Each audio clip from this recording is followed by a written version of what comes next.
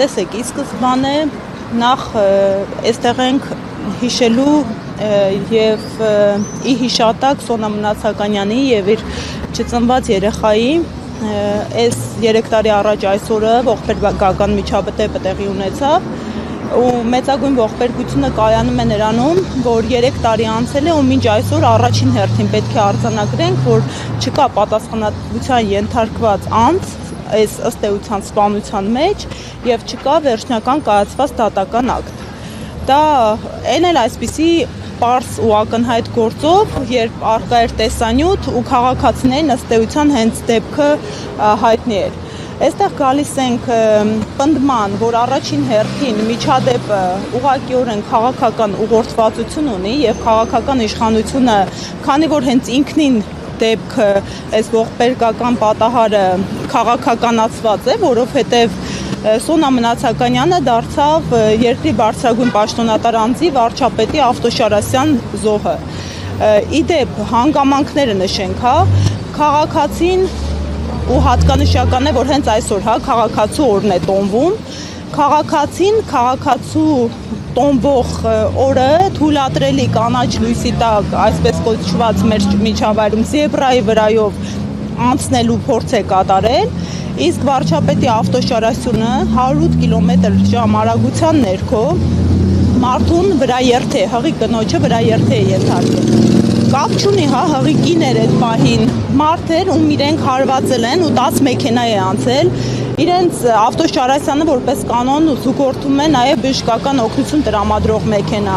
որևէ մեկը այդ 10 մեքենաներից չի կանգնել, գոնե տեսնի մարդու որպիսությունը,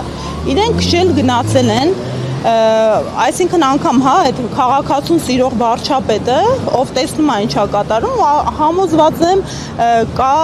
ռադիոկապ բոլոր մեքենաների միավորող ու հաղորդակցումը ապահովող։ Նախ ընդգծենք, որ այդ ռադիոկապի ձայնագրությունը ճակերտավոր ինչ-որ հրաշքով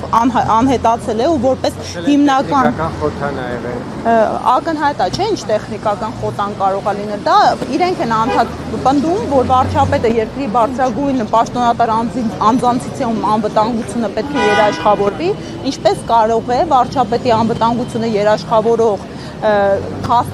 Ավտոշարասյան ռադիոկապը տեխնիկական խոտանի հետևանքով անհետանա, բա որ վարչապետի առողջությանն ու կյանքին վտանգ սպառներ։ Այսինքն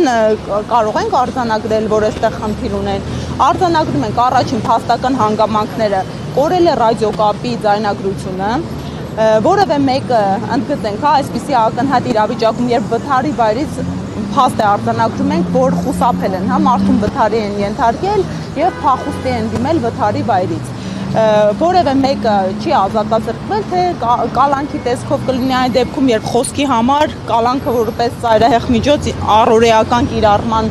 ընտրություն է դարձել այս իշխանությունների պարագայում եւ արդեն 3-րդ տարին է չկա պատասխանատվության ենթարկած մարդ։ Մենք այստեղ ենք առաջին հերթին ի հիշատակ Սոնա Մնացականյանի եւ նրա չծնված երեխայի, երկրորդ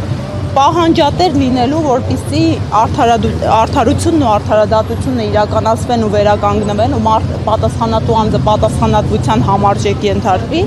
եւ երրորդ կանխարգելելու նման միջադեպերը, որովհետեւ ցավոք սրտի բազմաթիվ արձանագրումներ ենք ունենում, թե ինչպես է այդ նույն Ավտոշարասյունը